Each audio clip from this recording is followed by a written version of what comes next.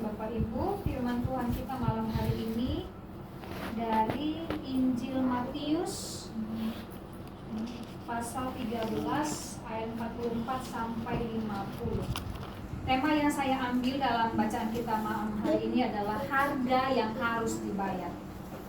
Harga yang harus dibayar. Kalau kita melihat Bapak Ibu, apa yang kita baca ini adalah perumpamaan tentang kerajaan sorga. Nah, hari Minggu kemarin Bapak Gembala sudah jelaskan kepada kita, sorga itu berbeda dengan kerajaan sorga itu sendiri. Ya, sorga itu bicara tentang tempatnya, sementara kerajaan sorga itu bicara tentang siapa yang berada di dalam tempat itu, sorga itu, siapa yang bertahta dalamnya. Dan selama kita ada di dunia ini, bagaimana kita bisa menegakkan atau mencerminkan kerajaan sorga di tengah-tengah dunia ini. Itu berarti bahwa kalau kita mau menegakkan atau mendirikan kerajaan sorga tengah-tengah dunia ini, maka hidup kita harus sesuai dengan firman Tuhan. Nah, kalau kita baca Bapak Ibu mulai dari ayat 44, ada hal yang menarik di sana dan ada sedikit lucu ya kalau saya lihat sendiri. Ayat 44 ya, kita mulai 44. Hal kerajaan sorga itu seumpama harta yang terpendam di ladang, yang ditemukan orang lalu dipendamkannya lagi.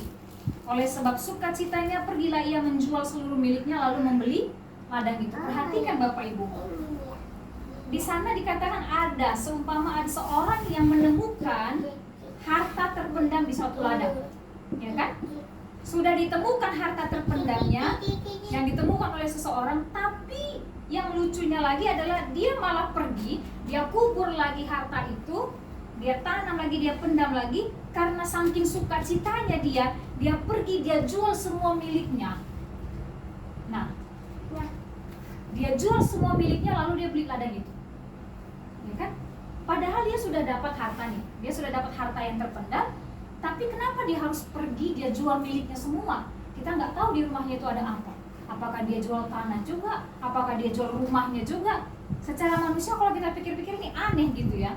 Kok udah dapat harta yang terpendam, kenapa semua miliknya dijual? Kenapa nggak diambil aja tuh hartanya, baru ya kalau mau dijual harta terpendamnya jual lah, kan kira-kira gitu ya.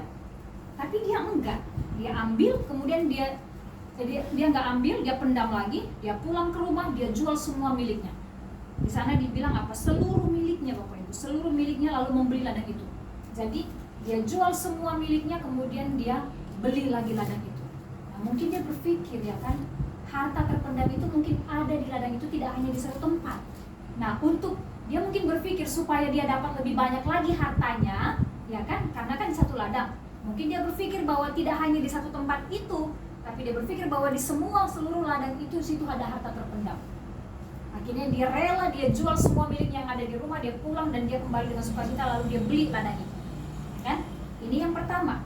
Kemudian yang kedua, ayat 45, ayat 46, hal yang sama juga. Demikian pula hal kerajaan sorga itu seumpama seorang pedagang yang mencari mutiara yang indah. Udah dicari mutiaranya, udah didapat, setelah ditemukannya mutiara yang sangat berharga, ia pun pergi menjual seluruh miliknya lalu membeli mutiara itu. Nah, ini kejadian yang sama. Bedanya adalah yang ditemukan, yang satu harta terpendam, yang satu mutiara. Tapi sama-sama, tidak mereka ambil, tapi mereka pergi dulu, mereka jual dulu semua harta miliknya lalu dia beli lagi mutiaranya. Nggak tahu sudah berapa banyak harta yang dia jual, kemudian dia beli mutiara itu. Apakah hartanya cukup untuk membeli mutiara itu atau tidak, hanya dia yang tahu. Jadi ini perumpamaannya Bapak. Jadi dari dua kisah ini kita bisa melihat bahwa dua orang ini, perumpamaan yang diumpamakan kepada dua orang ini, mereka rela kehilangan apa yang mereka anggap berharga. Mereka rela kehilangan apa yang mereka anggap berharga. Mereka anggap bahwa harta milik mereka itu yang ada di rumah itu, mereka itu sangat berharga. Tapi mereka rela kehilangan itu demi dapatkan yang lebih berharga. Untuk mendapatkan yang lebih berharga, harta yang terpendam di ladang tadi, kemudian mutiara yang tadi mereka dapatkan, mereka rela untuk mendapatkan harta terpendam dan mutiara itu, mereka rela menjual semua harta miliknya untuk mendapatkan dua benda tadi. Nah, jadi rela kehilangan yang dianggap berharga demi mendapatkan yang lebih berharga. Ayat 47-48. hal yang sama. Demikian pula hal kerajaan sorga itu seumpama pukat yang dilabuhkan di laut lalu mengumpulkan berbagai-bagai jenis ikan. Setelah penuh, pukat itu pun diseret orang ke pantai, lalu duduklah mereka dan mengumpulkan ikan yang baik ke dalam pasu dan ikan yang tidak baik mereka buang. Ikan yang baik dipisahkan dari ikan yang tidak baik supaya bisa dijual, supaya bisa menghasilkan. Tentu saja ya Bapak Ibu, kita kalau dapat ikan yang busuk, gak mungkin ikan yang busuk kita ambil ya kan. Pasti kita buang yang busuk, kita ambil yang baik untuk kita kelola. Dan di ayat 49-50, demikianlah juga pada akhir zaman malaikat-malaikat akan datang memisahkan orang jahat dari orang benar, lalu mencampakkan orang jahat ke dalam dapur api. Di sanalah akan terdapat ratapan dan keretakan gigi. Tadi di ayat 47-48 itu ikan yang baik dan ikan yang tidak baik itu dipisahkan. Kemudian di ayat 49-50 itu diumpamakan manusia itu pada akhir zaman itu nanti akan diumpamakan seperti orang yang jahat dan orang yang benar. Nah, biasanya kan kalau baik pasti lawan katanya itu tidak baik atau jahat ya kan. Jahat lawan katanya itu baik. Tetapi ini tidak. Ini diperbandingkan antara jahat dan benar. Ini menggambarkan bahwa Bapak Ibu, orang jahat itu akan dipisahkan dari orang benar. Orang jahat itu tempatnya di dapur api, tadi ayat yang ke-50, itu berarti dapur api, itu berarti neraka. Sedangkan orang benar tempatnya tentu saja di sorga, kerajaan sorga yang sudah disiapkan oleh Allah. Nah Bapak Ibu yang dikasihi Tuhan, ini menggambarkan bahwa selama kita hidup di dunia ini, dan untuk menegakkan kerajaan sorga di tengah-tengah dunia ini, kita tidak cukup hanya hidup baik. Tidak cukup kita hanya hidup baik saja, tapi harus benar. Karena baik itu standarnya apa? Masing-masing orang punya standar baik yang berbeda-beda. Tetapi yang menjadi standar hidup kita adalah firman Tuhan. Artinya tidak hanya sekedar baik, tapi benar. Karena di ayat 49 diperbandingkan antara orang yang jahat dan orang yang benar. Kenapa tidak antara orang yang jahat dan orang yang baik? Karena ukuran baik itu berbeda-beda bagi setiap orang. Standarnya berbeda-beda. Nah, kepada kita manusia harus kepada kita diberikan perbandingan antara orang yang baik dan benar, orang yang jahat dan benar. Karena selama kita masih hidup, kita tidak hanya cukup hidup baik, tapi juga harus hidup benar. Benar atau saleh, dalam terjemahan lain kata benar itu dipakai dengan kata saleh. Saleh berarti hidup yang benar, saleh, tidak bercela, suci, sama seperti Yesus ya. Untuk hidup benar ini melibatkan pikiran. Bagaimana pikiran kita benar di hadapan Tuhan? Dan juga melibatkan perasaan. Bagaimana perasaan kita juga adalah perasaan yang benar di hadapan Tuhan. Perasaan yang benar terhadap orang-orang di sekitar kita. Pikiran yang benar terhadap orang-orang di sekitar kita. Pikiran, perasaan yang benar terhadap situasi di sekitar kita. Kemudian melibatkan juga kehendak kita. Kehendak yang benar di hadapan Tuhan. Kehendak sesuatu yang kita lakukan yang benar di hadapan Tuhan, yang menyenangkan akan hati Tuhan. Nah, semuanya itu harus ditundukkan di bawah kuasa Allah. Pikiran kita, perasaan kita, kehendak kita, semuanya harus ditundukkan di bawah otoritas Allah. Maka kalau kita tundukkan semua ini, pikiran kita, perasaan kita, kehendak kita, bisalah kita melakukan apa yang diharapkan Allah di tengah-tengah dunia ini. Bagaimana kerajaan surga itu berdiri, ditegakkan di tengah-tengah dunia ini. Kita lihat Bapak Ibu dalam Injil Matius 5 ayat 8 dan 10. Matius 5 ayat 8 dan 10. Ini sebabnya kenapa kita harus menjadi orang yang benar, harus menjadi orang yang saleh. Tidak hanya cukup hidup baik, tetapi juga harus hidup benar. Matius 5 ayat 8 dan 10. Ayat 8, berbahagialah orang yang suci hatinya, karena mereka akan melihat Allah. Tidak akan bisa seorang yang bercela, yang tidak saleh, yang tidak suci, yang tidak benar bisa melihat Allah. Nah, di mana kita akan melihat Allah nanti di kerajaan surga. Nah, untuk bisa sampai ke sana, untuk kita bisa melihat Allah, maka kita harus memiliki hati yang suci. Tadi ya, hati yang suci. Segala sesuatu itu bersumber dari hati. Hati, kemudian di dalam hati, kemudian ditimbang-timbang dalam pikiran, kemudian terungkap dalam perkataan, dalam tindakan. Kemudian ayat yang ke-10. Berbahagialah orang yang dianiaya oleh sebab kebenaran, karena mereka lah yang punya kerajaan surga. Hidup dalam kebenaran. Dan kebenaran itu siapa? Kebenaran itu adalah Yesus sendiri.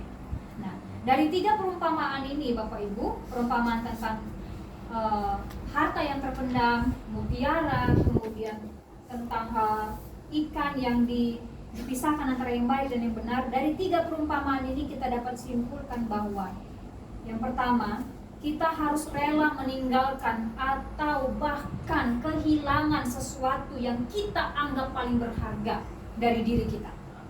Yang kita anggap paling berharga dari diri kita jika kita ingin menikmati surga. Apa yang sekarang ini paling berharga bagi kita? Mungkin itu waktu kita, ya kan? Jadi kalau misalnya jam 8 pulang kerja kan udah capek ya kan enaknya tidur ya kan, istirahatlah daripada kalau misalnya capek lagi, perjalanan jauh lagi, kira-kira gitu kan. Waktu kita anggap itu sangat berharga bagi kita untuk kita bisa istirahat, tapi kita memilih untuk datang kepada Tuhan, beribadah kepada Tuhan. Kita anggap mungkin uang kita yang berharga, paling berharga bagi kita, tetapi kita memilih untuk memberi kepada Tuhan, mendukung pelayanan di dalam rumah Tuhan. Kita anggap mungkin tenaga kita yang paling berharga bagi kita, tapi kita rela capek-capek untuk tetap ikut Yesus, melayani Tuhan, beribadah kepada Tuhan. Tadi Cio baru pulang jam 7 Bapak Ibu. Jam 7 sampai di rumah. Dia sudah mulai ancang-ancang, dia mulai bisik-bisik, dia mulai pandang-pandang saya. Saya pandang dia, saya tatap dia, saya tahu apa yang ada di hatinya. Karena 9 bulan saya mengandung dia ya kan. Saya pandang dia mulai ngomong. Satu kata mulai keluar, "Mama, aku tahu apa yang ada di hatimu." Enggak, cepat mandi. Mungkin itu waktu yang berharga bagi dia, karena dari jam 7 pagi sampai jam 7 malam baru sampai 1 harian Bapak Ibu. Itu waktu yang berharga bagi dia untuk istirahat. Ya kan? Kalaupun dibilangnya alasan yang mungkin bilang mau kerjakan tugas, yakin saya nggak kerjakan tugas itu. Mungkin saja karena capeknya, karena lelahnya dia bisa-bisa tidur, nggak kerjakan tugas. Itu mungkin yang paling berharga bagi dia. Ya kan? Bagi kita sekarang ini, apa yang paling berharga bagi kita? Maukah kita, relakah kita kehilangan apa yang kita anggap paling berharga demi sesuatu yang paling berharga, yang lebih berharga dari apa yang kita miliki?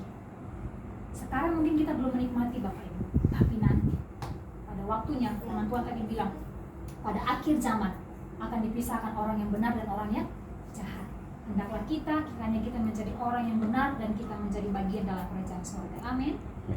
Nah, kalau untuk yang berharga saja Bapak Ibu, kalau untuk sesuatu yang berharga di dunia saja kita rela kehilangan, seperti tadi ya kan, dia jual semua miliknya untuk beli ladang, dia jual semua miliknya untuk beli mutiara, hanya untuk dapatkan mutiara itu, semua miliknya dia jual, hanya untuk dapatkan ladang itu yang ada harta terpendam di dalam, dia jual. Kalau untuk dunia saja kita rela untuk kehilangan yang berharga, sesuatu yang berharga, haruslah lebih lagi kita untuk yang berharga di surga. Saya ulangi, kalau untuk yang berharga di dunia saja kita rela kehilangan sesuatu, haruslah lebih lagi kita untuk sesuatu yang berharga di surga. Yang kedua, selama kita hidup, mari kita berjuang untuk tetap hidup benar. Kita berjuang untuk tetap hidup baik.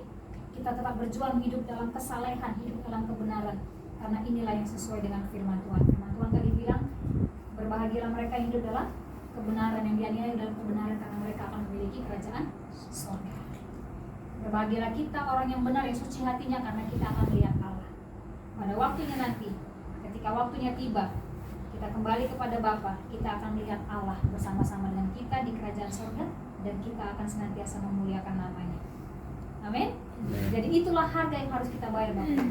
Kita harus merelakan sesuatu yang kita anggap berharga untuk sesuatu yang lebih berharga. Untuk mengikut Yesus, kita harus meninggalkan sesuatu yang kita anggap berharga. Ada satu ilustrasi begini Bapak Ibu, seorang anak bertanya kepada bapaknya seorang pelayan, dia bilang begini, "Pak, ngapain sih Bapak ikut Tuhan, melayani Tuhan, masih setia melayani Tuhan? Tengoklah hidup kita gini-gini aja kok.